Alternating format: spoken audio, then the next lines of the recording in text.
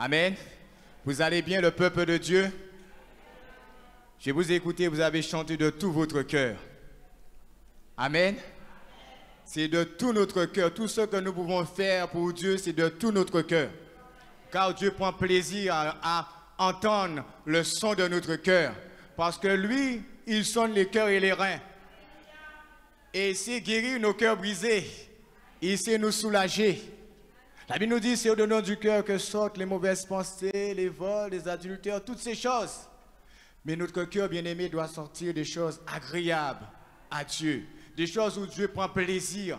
Alors lorsque je loue Dieu, j'adore Dieu, je ressens cette chaleur du Saint-Esprit qui m'entoure et qui me pousse à le louer, à lui donner gloire. Parce qu'il a fait pour moi des choses merveilleuses. Et je crois que ce matin, il peut te bénir aussi de toutes sortes de bénédictions. C'est pour cela que nous allons lire dans Jean le chapitre 2, à partir du verset 1.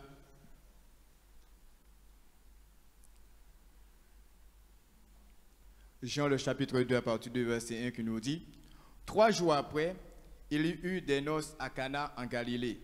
La mère de Jésus était là, et Jésus fut aussi invité aux noces avec ses disciples. Le vin ayant manqué, la mère de Jésus lui dit: ils n'ont plus de vin. Jésus lui répondit: femme, qu'y a-t-il entre moi et toi? Mon heure n'est pas encore venue. Sa mère dit au serviteur: faites ce qu'il vous dira. Or, il y avait là 6 vases de pierre destinés aux purifications des Juifs et contenant chacun 2 ou 3 mesures. Jésus leur dit: remplissez d'eau ces vases. Et ils les remplirent jusqu'au bord. Puisez maintenant, leur dit-il, et apportez-en à l'ordonnateur du repas. Et ils le lui en apportèrent. Quand l'ordonnateur du repas eut goûté l'eau changée en vin, ne sachant d'où venait ce vin, tandis que les serviteurs qui avaient puisé l'eau le savaient bien, il appela l'époux et lui dit: tout homme sert d'abord le bon vin, puis le moins bon, après qu'on s'est enivré. Toi, tu as gardé le bon vin jusqu'à présent. Tel fut à Cana en Galilée le premier des miracles que fit Jésus. Il manifesta sa gloire et ses disciples crurent en lui. Après cela, il descendit à Capernaum avec sa mère, ses frères et ses disciples, et ils n'y demeurèrent que peu de jours. Amen. Nous te remercions pour ta parole, Seigneur. Te remercions pour ta divine présence au milieu de nous. Te remercions parce que tu es vivant. Te remercions parce que tu nous as donné l'esprit. Merci pour ton sacrifice à la croix. Merci parce que tu nous as emmenés à la foi, Seigneur. C'est toi qui nous as conduits dans ces verts pâturages. Nous voulons être reconnaissants ce matin parce que tu connais nos cœurs, tu connais nos besoins, tu connais nos luttes, tu connais nos combats. Tu connais aussi, oh Dieu, là où tu désires que nous puissions être avec toi. Nous te bénissons, Père, pour ce que tu as déjà fait et pour ce que tu feras, oh Dieu, par la puissance de ton esprit et par la puissance de ta parole. À toi l'honneur, la reconnaissance de notre cœur, au nom de Jésus. Amen. Jésus, le Fils de Dieu. Et dans ce que nous avons lu, nous allons voir comment Dieu nous demande d'être remplis à tous égards. Le titre de mon message: soyons remplis. Soyons remplis. Car lorsque nous étions hors de la bergerie, nous étions, nous pouvons dire, des vases vides. N'est-ce pas vrai? Non seulement des vases vides, mais aussi des vases brisés, parfois cassés en miettes. Et lorsque Christ est venu habiter nos cœurs, et par le Saint-Esprit nous a convaincus de péché, de justice et de jugement, Christ nous a réparés.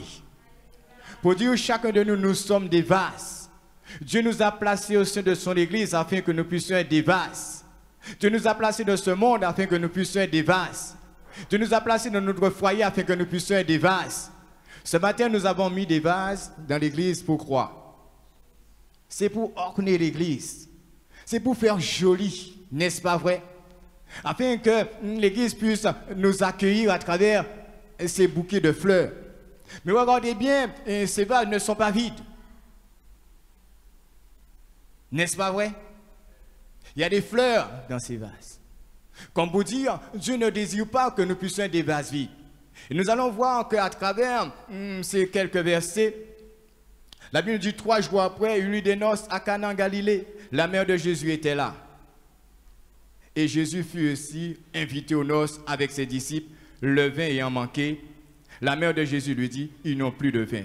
Jésus lui répondit, femme, qu'y a-t-il entre moi et toi? Mon heure n'est pas encore venue. Sa mère dit au serviteur, faites ce qu'il vous dira. Mon heure n'est pas encore venue. C'est vrai, l'heure de Jésus n'était pas encore venue. Parce que nous savons que Jésus devait passer à la croix. Cela veut dire que Jésus est-il encore pour accomplir des miracles et des prodiges? Il est là. Et ce matin, nous croyons qu'il est là. Afin d'œuvrer dans notre vie. Afin de créer un miracle dans notre vie. Parce que lorsque Jésus est là, c'est pour créer des miracles et des prodiges. Et Jésus était là. Ce n'était pas le hasard qu'il soit là. Ce n'est pas le hasard que Jésus soit là ce matin.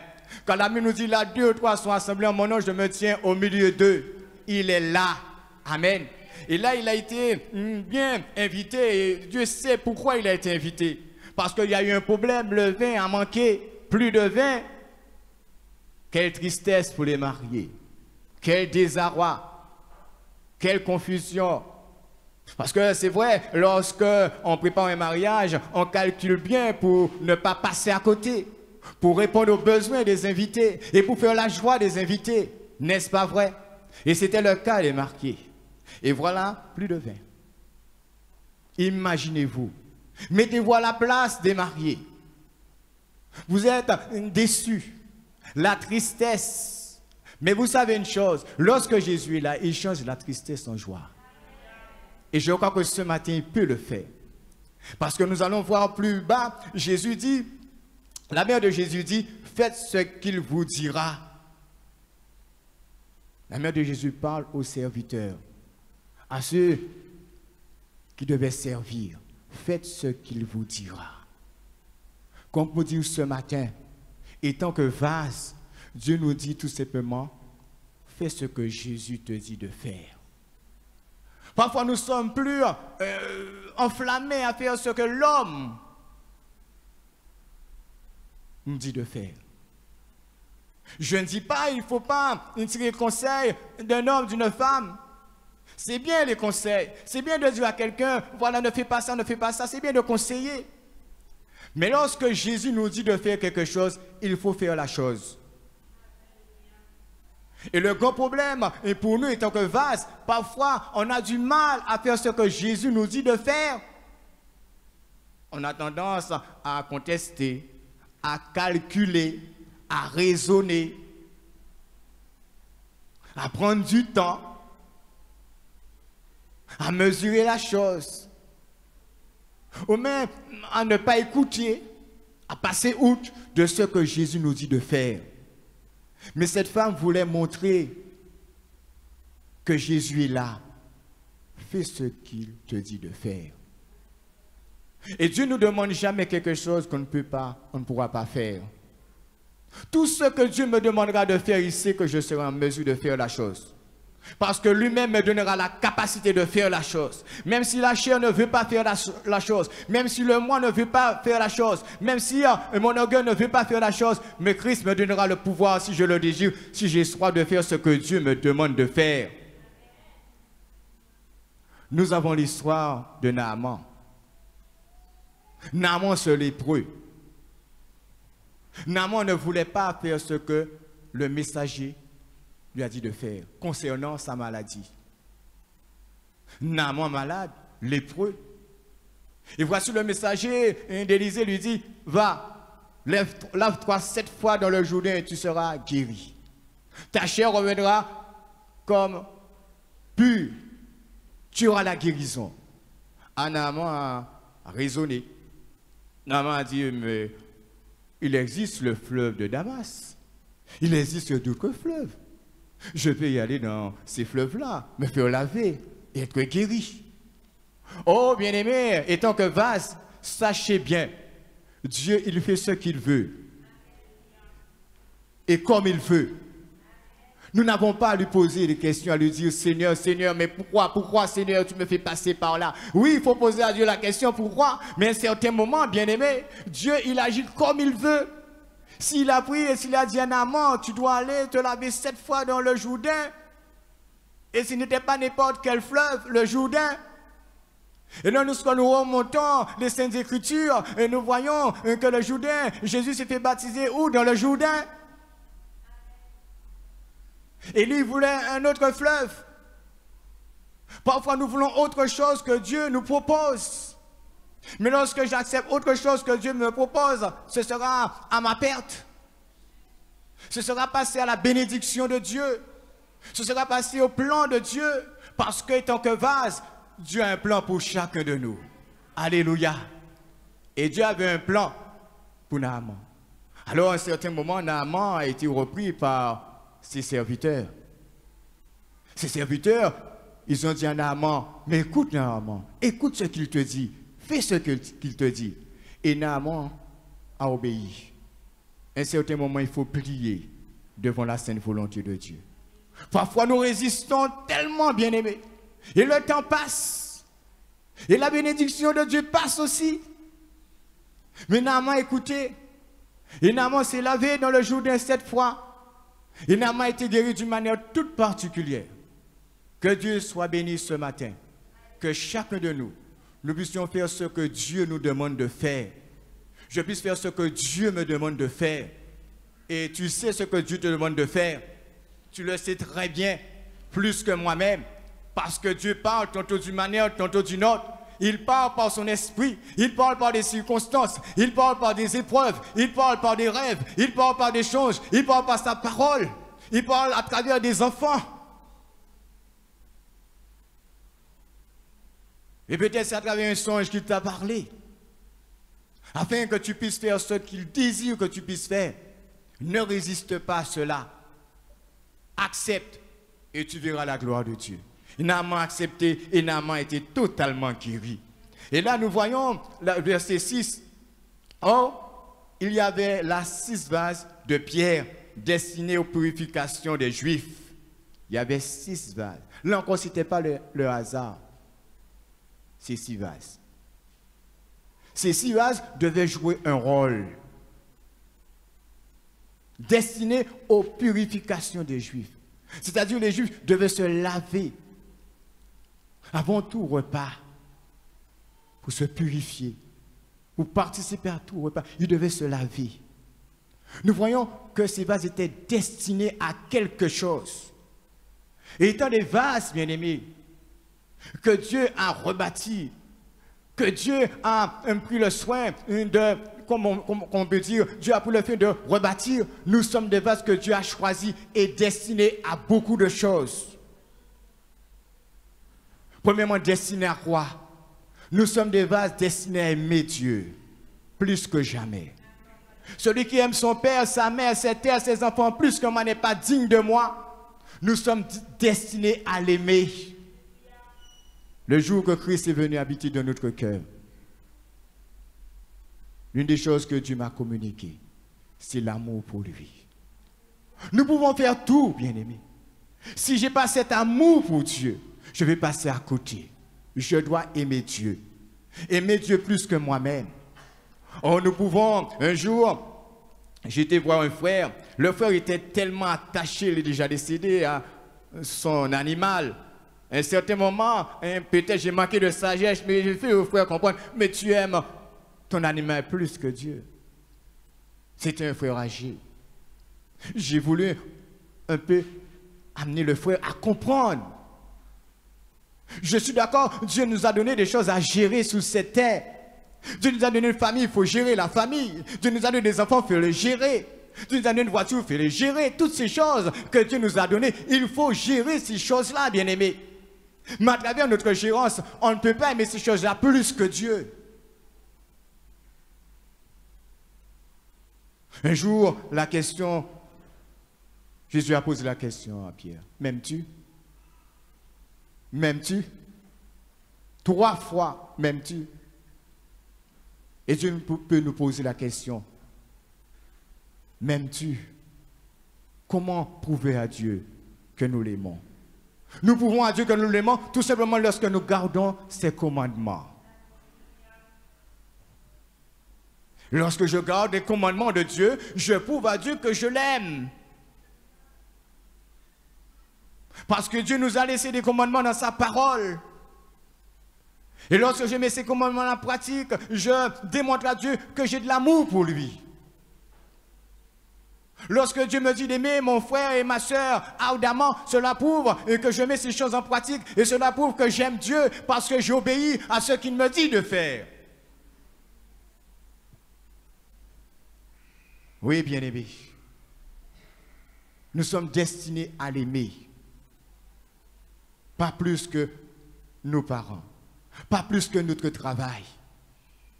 Parfois, nous pouvons aimer notre travail plus que Dieu. Parce qu'on aime tellement son travail, on peut oublier Dieu. Mais Dieu nous met en garde en ce qui concerne l'amour pour lui. Pourquoi? Parce que Christ nous a aimés le premier. Et nous avons goûté à son amour. Et son amour a été vraiment à la croix pour nous. 40 coups raisins, il n'a rien dit. Une couronne d'épines sur sa tête. On a percé son côté. Ses mains furent clouées. Il n'a rien dit. Il a tout accepté. Pourquoi? Parce que c'est pour nous prouver son amour. Pour nous. Et chaque jour, Dieu prouve son amour à mon égard. Il veille sur moi dans mon départ. Il veille sur moi dans mon arrivée. Il veille sur moi dans mon retour. Même s'il m'arrive quelque chose, le Seigneur est avec moi. Parce que la Bible nous dit le malheur atteint souvent le juste, mais l'Éternel en délivre toujours. L'amour de Dieu est insondable à mon égard. Jésus m'aime. Jésus t'aime. Et si Jésus m'aime, je dois en retour l'aimer. L'aimer par-dessus toute chose. Quelles que soient les difficultés, quels que soient les nuages, je dois l'aimer. Parfois nous l'aimons lorsque tout va bien. Mais lorsque je suis dans l'épreuve, est-ce que je continue à l'aimer? Lorsque le malheur frappe à ma porte, lorsque la maladie frappe à ma porte, lorsque je passe le chemin de Bakra, est-ce que je continue à l'aimer étant que vase? Job a continué à aimer Dieu, malgré ses malheurs, malgré cette disette, malgré cette épreuve terrible que Job a passée. Job a continué à aimer son Dieu. Il n'y avait rien qui pouvait arrêter cet amour. Job, c'est un exemple pour nous. En ce qui concerne aimer Dieu. Il aimait vraiment Dieu. Non seulement Job, mais aussi Abraham aimait Dieu. Lorsque Dieu lui a dit « Donne-moi ton fils », Abraham pouvait dire « Non, c'est mon fils que tu m'as donné. Pas de question de te redonner ce fils. » Parce que tu as dit quand tu donnes, tu ne reprends pas. Et tu me redemandes ce fils que tu m'as donné. Abraham a prouvé son amour envers Dieu. Abraham n'a pas aimé son fils plus que Dieu. Tu me demandes ce fils, voilà, je te livre ce fils. Il a prouvé son amour. Est-ce que chaque jour, je prouve mon amour envers Dieu? Si ce n'est pas le cas, Seigneur, aide-moi à prouver mon amour envers toi, quelles que soient les circonstances. Et la Bible nous dit qu'il y avait 6 vases. 6 vases destinés, nous pouvons dire, à aimer Dieu. 6 vases, nous pouvons dire que nous sommes des vases destinés, bien-aimés. Destinés aux épreuves. Je répète, destinés aux épreuves. Dieu veut renouveler cela en nous. Parce qu'il faut que le chrétien sache que la vie chrétienne, c'est des luttes et des combats.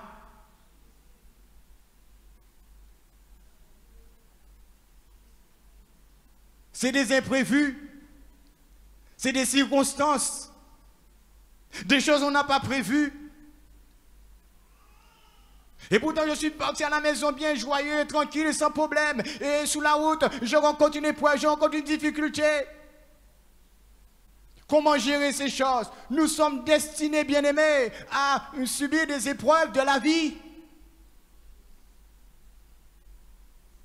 Ces vases étaient destinés à la purification des Juifs. Pour dire, lorsque je suis conscient que je suis destiné aux épreuves, alors dans l'épreuve, je peux rester dans la paix de Dieu. Dans l'épreuve, je peux rester dans la tranquillité de Dieu. Dans l'épreuve, je peux rester dans la foi, dans le repos de Dieu. Dans l'épreuve, lorsque l'agitation frappe à ma porte, au nom de Jésus, je peux ordonner à l'agitation de s'en aller. Parce que je sais que je suis destiné à cela. Paul savait qu'il était destiné à cela. Parce que Christ avait déjà prévenu à Paul ce qui va se passer. En son nom, pour son nom. Comme pour dire, Christ nous prépare toujours. Peut-être tu es jeune converti, il faut que tu réalises que tu es destiné à connaître les épreuves. Parce que si tu ne connais pas les épreuves, comment tu vas expérimenter la bonté de Dieu? Comment tu vas expérimenter la grandeur de Dieu? Comment tu vas expérimenter des choses surnaturelles de Dieu? Parfois, nous voulons expérimenter des grands miracles. Nous voulons expérimenter des prodiges. Nous voulons voir la gloire de Dieu. Mais on a peur d'accepter l'épreuve dans notre vie. Qui dit épreuve, dit victoire. Qui dit épreuve, dit victoire. Qui dit épreuve aussi, Dieu transforme notre cœur. Dieu change notre caractère. Dieu change notre mentalité. Dieu change notre fonctionnement. Notre fonctionnement avec lui, mais aussi notre fonctionnement avec celui qui est à côté de nous. Notre fonctionnement avec notre prochain. Dieu permet l'épreuve afin de nous changer, de nous transformer. De transformer, je le répète toujours, de transformer notre caractère et parfois qui est dur. Notre pensée humaine.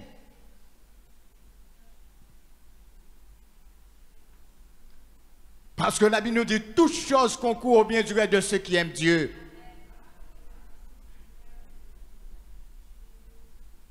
Et à travers l'épreuve, étant que vase, je ne dois jamais sortir les mains vides. Je dois sortir avec la bénédiction de Dieu. Je dois sortir avec un enseignement venant de Dieu. Je dois sortir avec une direction venant de Dieu. Une orientation.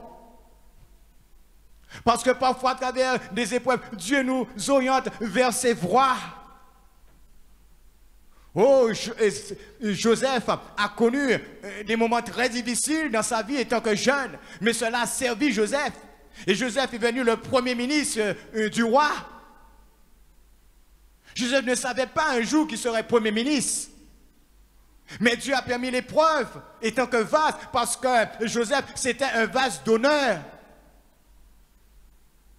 Étant que vase d'honneur, c'est un homme qui s'est conservé pur. Étant que vase d'honneur, je dois me conserver pur.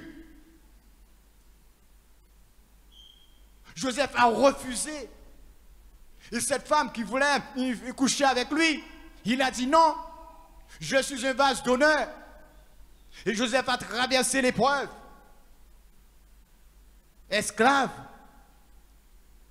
Mais Dieu a fait de Joseph un homme élevé. Dieu l'a élevé. L'épreuve, c'est pour nous élever.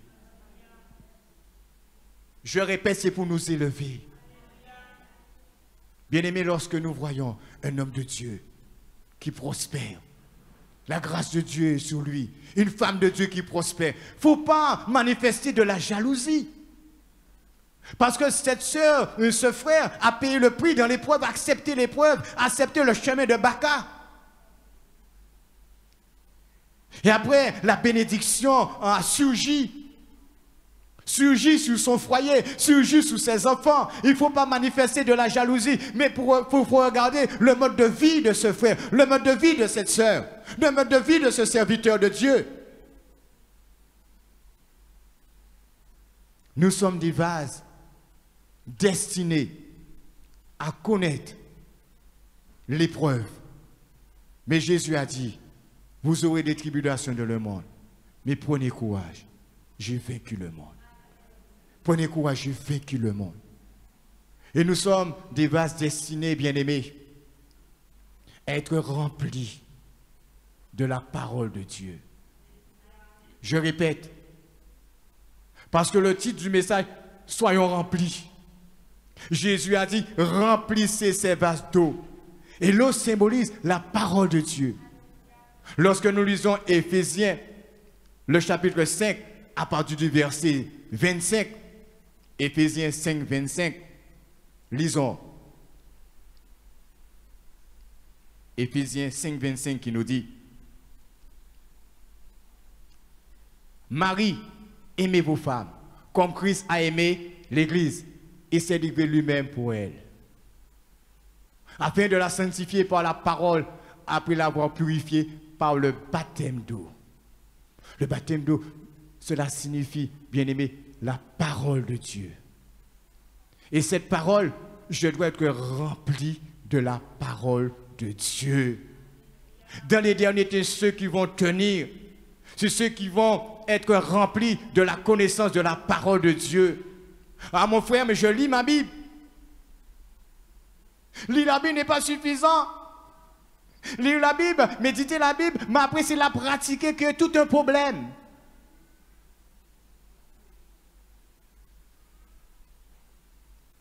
Et parfois le vase que nous sommes, parfois, il y a des fissures qui viennent. Il y a des fissures qui viennent. Coller à ces vases-là. Parce que, bien aimé, il y a un endroit, la parole de Dieu. Elle n'est pas remplie de la parole de Dieu. Nous ne sommes pas remplis de la parole de Dieu. Et c'est possible que tu sois rempli de la parole de Dieu. Quand même un enfant de 3 ans, de 4 ans peut comprendre la parole de Dieu. Parce que Dieu nous donne de l'intelligence pour comprendre les Saintes Écritures. Et c'est à moi à fouiller, et c'est à moi à fouiller, et c'est à moi à fouiller, et puis tu vas fouiller, et tu vas fouiller, tu vas rentrer dans les racines de la parole de Dieu, alors Dieu te donnera cette connaissance, et tu seras rempli. Alors lorsque l'ennemi viendra, tu pourras lui dire, il est écrit. Lorsque le doute viendra, tu pourras lui dire, il est écrit. Lorsque, bien-aimé, le dégoût viendra, le dégoût de venir à l'église, le dégoût de prier, le dégoût de lire la parole de Dieu, tu lui diras non, médite la parole jour et nuit. Tu pourras de quoi à répondre à l'adversaire. Et parfois le fait que le vase n'est pas rempli, je n'ai pas de quoi répondre à l'adversaire. Alors il fait ce qu'il veut avec moi. Lorsqu'il me dira, mes enfants ne vont jamais se convertir, mon mari ne va jamais se convertir, ça fait des années que je prie, alors je ne prie plus, ah, laisse-le, je me suis résigné, il ne vient pas à l'évangile, il ne m'écoute pas. Alors lorsque tu es rempli de la parole, tu pourras dire à l'ennemi, le Seigneur a dit quoi au Seigneur, tu seras sauvé, toi et ta famille.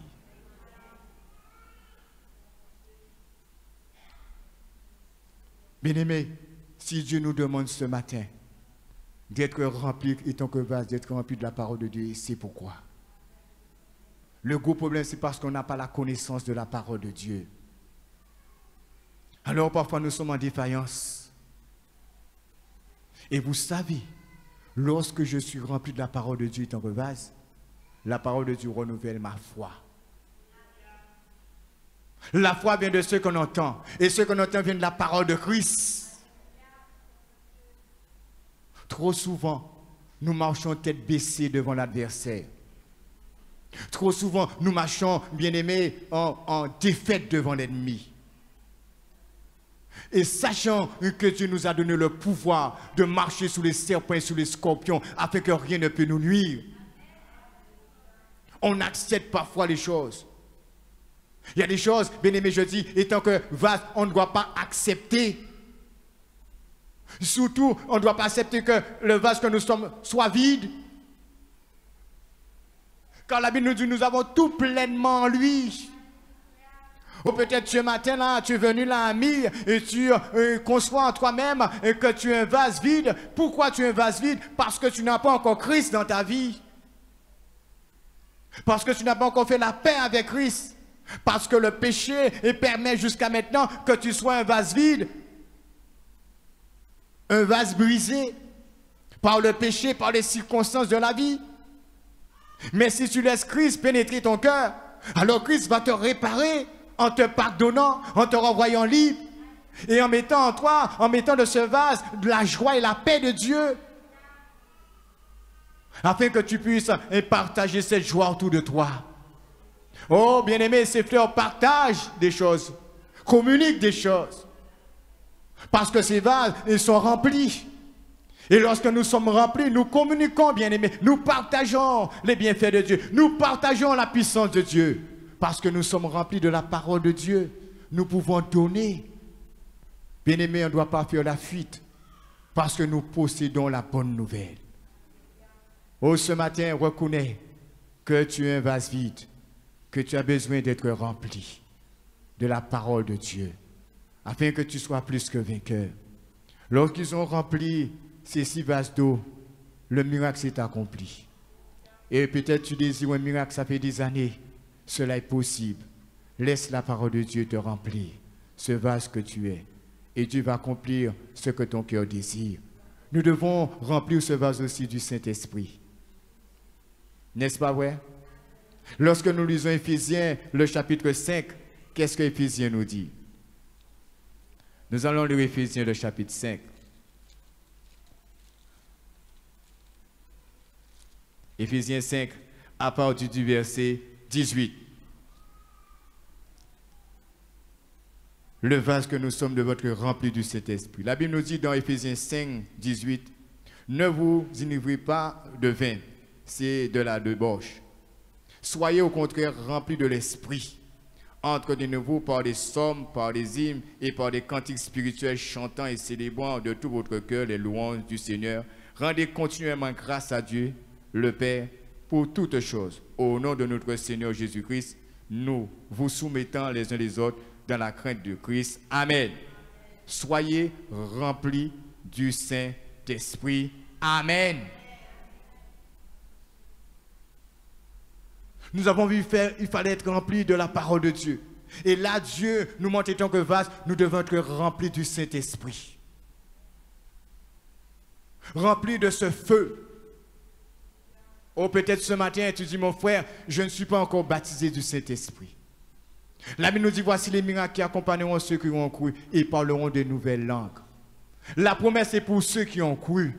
Dès que tu as cru en Jésus-Christ, et tu as cru que Jésus-Christ est mort, ressuscité, et tu as cru qu'il revient bientôt, et tu as cru qu'il est bon, et tu as cru qu'il est celui qui pardonne, et tu as cru qu'il est celui qui régénère, alors la parole de Dieu t'invite à expérimenter, Jésus t'invite à expérimenter le baptême du Saint-Esprit, et tu dois être baptisé du Saint-Esprit. Pour que tu sois un vase rempli du Saint-Esprit qui déborde. C'est important d'être rempli. Parce que si tu n'es pas rempli, tu seras fade, tiède. Et Christ ne peut pas t'utiliser comme il désire t'utiliser. Être utile à lui. Lorsqu'on est rempli du Saint-Esprit, on devient vraiment plus utile à Christ dans son œuvre. Parce que n'oublions pas, la Bible nous dit ce n'est ni par la force ni par la puissance, mais c'est par mon esprit. C'est l'Esprit de Dieu qui nous utilise pour être efficace à son œuvre, pour mener à bien son œuvre. Et peut-être ce matin, tu désires tant d'être renouvelé. Le Seigneur peut te renouveler ce matin. Le Seigneur peut mettre ce que ton cœur désire ce matin en toi. Le renouvellement du Saint-Esprit. Peut-être tu en as besoin. Peut-être tu dis en toi-même, le Saint-Esprit, je n'ai pas besoin. Ne te trompe pas. Un jour, je parlais avec une sœur, la sœur me faisait comprendre, le Saint-Esprit, elle a déjà tellement prié, c'est pour une partie. Je dis, non, sœur, tu te trompes. C'est pas ce que la parole de Dieu dit.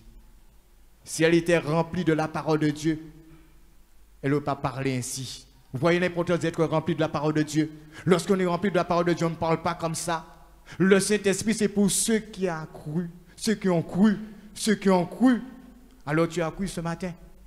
Il faut être rempli du Saint-Esprit. Il faut que ta coupe déborde. Si ta coupe ne déborde pas, ce matin tu es là, alors tu vas prier le Seigneur. Nous allons prier Dieu. Et le Saint-Esprit va te visiter ce matin. Alléluia. Et tu seras le plus joyeux ce matin. Tu vas repartir avec la joie du Saint-Esprit. La Bible nous dit, Jésus il a tressailli de joie. Et c'était l'Esprit qui était sur lui. Jésus a expérimenté de telles choses. Pourquoi pas toi ce matin? Parce que désire que tu sois un vase rempli du Saint-Esprit. Dieu veut aussi, bien-aimés, nous soyons des vases remplis de sagesse. Et tant que vase, des vases remplis de sagesse. Parfois, il nous manque de sagesse, tantôt d'une manière, tantôt d'une autre. La sagesse, celui qui est sage, c'est celui qui réfléchit sur les choses. Et parfois, bien-aimés, nous avons besoin de réfléchir sur les choses. Un chrétien est amené à réfléchir sur les choses. Je ne dois pas me lancer à n'importe quelle entreprise. Je ne dois pas me lancer à n'importe quoi et qui ne glorifie pas Dieu. Mais la sagesse veut, avant toute chose, je puisse réfléchir, bien-aimé, en toute chose. La sagesse veut que je puisse un homme qui sait réfléchir. Et parfois, nous prenons des décisions sans réfléchir. Et après, c'est des échecs. Après ça, nous mettons cela sous le dos de Satan. Mais parfois, ce n'est pas Satan qui est à l'origine de nos échecs, de nos troubles. Mais c'est nous-mêmes. Parce que je n'ai pas pris le temps de réfléchir. Je n'ai pas pris le temps de réfléchir avant d'aller exhorter un frère, une sœur. Alors je suis parti à l'aveuglette. Alors quand je suis arrivé, au lieu de faire du bien, j'ai fait du mal. Parce que je n'ai pas eu de sagesse dans mon langage. Il n'y a pas eu de sel sur mes lèvres, afin de bien parler. C'est important. Et je vois pourquoi Salomon a réclamé de la sagesse à Dieu. Parce que Salomon ne voulait pas partir dans cette aventure. Et pour reconstruire le temple, il ne voulait pas partir dans cette aventure tout seul. Sans être armé, sans être rempli de sagesse et d'intelligence. Il était d'accord lorsque son père lui a dit, moi, David, je ne pouvais pas parce que mes mains remplies de sang et j'avais le désir de rebâtir. Mais Dieu m'a dit, non, c'est pas toi, mais c'est ton fils parce que tes mains remplies de sang, David, je ne peux pas t'utiliser, mais je vais utiliser ton fils. Il sera un vase d'honneur, un vase et pour reconstruire ce temple. Mais lorsque Salomon a entendu de telles choses, et Salomon a dit, non, il me faut être armé, il me faut de la sagesse. Il me faut être rempli de sagesse. C'était sa demande lorsqu'il a eu cette vision, lorsque Dieu est venu la nuit et parlait à son cœur. Et peut-être pendant la nuit, Dieu vient parler à ton cœur. Et ça fait des années, Dieu parle à ton cœur à travers la nuit, à travers des songes, à travers des rêves, à te faire de te révéler des choses. Mon frère, ma soeur, tu dois prendre garde à ce que Dieu te dit. Qu'est-ce que tu désires, Salomon? Qu'est-ce que tu veux? Un grand privilège d'entendre Dieu dire à un homme, qu'est-ce que tu veux, qu'est-ce que tu désires? Et peut-être, j'aurais dit, Seigneur, je veux une grosse maison, je veux une grosse voiture, je veux acheter un bout de terre. Mais lui, il a demandé à Dieu des choses spirituelles. Donne-moi de la sagesse. Et Dieu a rempli cet homme étant que vase de sagesse. Et c'est avec toute cette sagesse qu'il pouvait reconstruire le temple. Il pouvait chercher des hommes pour l'aider. Et nous voyons encore Moïse qui, à un certain moment, Moïse conduisait le peuple, mais Moïse avait besoin aussi que son beau-père puisse l'arrêter pour lui dire, opte là Moïse, tu vas te perdre, tu vas t'égarer, tu vas te fatiguer, tu vas te lasser Moïse. Il faut que tu aies de la sagesse Moïse. Il faut que tu puisses prendre des hommes avec toi pour t'aider autour de toi, Moïse. N'y va pas comme ça, il faut que tu sois rempli de sagesse. Prends des hommes avec toi. Parfois, nous voulons faire seul. Nous voulons prier tout seul. Nous voulons faire tout seul, tout seul, tout seul. Oui, il faut faire tout seul, mais parfois, Dieu nous demande de faire avec 2. Dieu nous demande de faire avec 3. Dieu nous demande de faire avec 4. Dieu nous demande de faire avec 4. Parfois, Dieu nous demande de faire avec l'église, bien-aimés, pour réclamer de la prière, pour dire à l'église, prie pour moi parce que j'ai tel problème, j'ai telle situation. Et parfois, manque de sagesse, on cache ses malheurs, on cache ses problèmes, on cache ses troubles, on cache les problèmes dans le foyer. On veut que personne puisse connaître et que nous vivons des drames, nous vivons des moments difficiles avec nos enfants. nous sommes en train de cacher, bien-aimés. Nous n'avons rien à cacher. Lorsqu'il fait combattre les puissants des ténèbres, il faut se révéler. Ça, c'est la sagesse de Dieu. Trop de chrétiens cachent leurs malheurs et cachent leurs problèmes. Et parfois, le monde, ils connaissent mieux que nous-mêmes ce qui se passe. Je ne dis pas d'aller dans les foyers, mais il faut avoir de la sagesse pour voir mon frère. Mon frère, ça ne va pas avec mon mari. Mon frère, ça ne va pas avec mon épouse. Mon frère, ça ne va pas avec mon service. Mon frère, je ne me sens pas à l'aise dans le service. Je rencontre des difficultés. Prie avec moi. La sagesse veut que nous puissions demander de l'aide et du secours, bien-aimés. Parfois, on n'ose pas, c'est l'orgueil. C'est l'orgueil.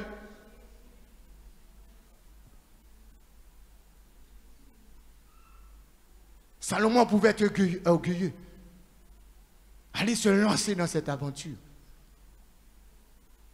Je me souviens un jour, cela m'a marqué un jour, on allait commencer à jeûner. On était dans l'ancienne salle, ça fait des années. Et cela m'a marqué, j'étais tout jeune converti. Et lorsque nous sommes jeunes convertis, nous avons un feu, nous avons une flamme sur nous. On veut aider, on veut secourir. Alors j'ai vu une soeur, elle était assise là, mais j'ai senti que ça n'allait pas. La soeur était dans... Alors je dis, soeur, ça va? Oui, mon frère, tout va bien. Et lorsque la soeur est rentrée pour jeûner, bien-aimé, on entendait la soeur qui criait ses malheurs, on entendait la soeur qui criait ses douleurs. Et elle venait de me dire, ça va. La sagesse voulait qu'elle puisse me dire, frère, Dieu t'a donné le discernement. Voilà tel problème, prie avec moi. Peut-être à l'instant même, Dieu aurait m'utilisé. Comme j'avais un feu, je venais de me convertir, j'étais rempli du Saint-Esprit. Et toujours le Saint-Esprit est sur moi. Dieu pouvait m'utiliser en ces instants pour prier pour la sœur, apporter la solution. Tout va bien, mon frère.